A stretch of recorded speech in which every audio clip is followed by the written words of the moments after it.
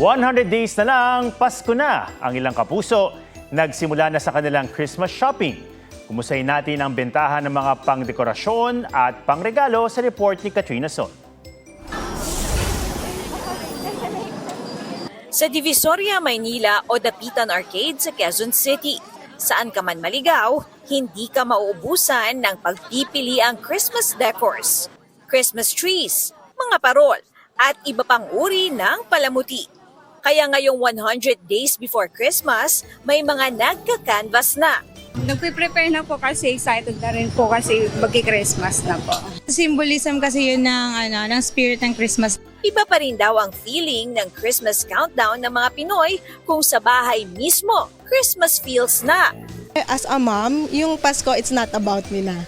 It's about my children. It's really a celebration for all Filipinos around the world despite what's happening in our country. Para sa mga nagtitinda, tis the season to earn a living. Bumili sana para masaya yung mga tauhan lahat. Masaya kami lahat. Talagang magkakaroon mo yung pag-asa, ma'am, kasi kahit paano, di ba? Dumaragsa na rin po yung pinakabayan namin eh. Susi rin sa masiglang bentahan sa Pasko ang maayos na daloy ng trapiko sa metro. Kaya may utos na ang Metro Manila Council. Bawal ang street parking sa 6 na circumferential roads gaya sa EDSA at C5.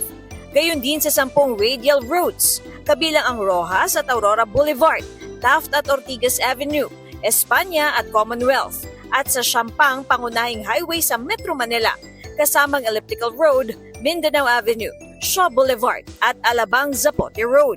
Sa mga National Secondary Road naman, pwede mag-park maliban sa mga rush hours sa umaga at gabi. Ayon sa MMDA, nais daw nilang maging maayos ang metro traffic sa Pasko. Kaya wag daw maging naughty sa basta-bastang street parking.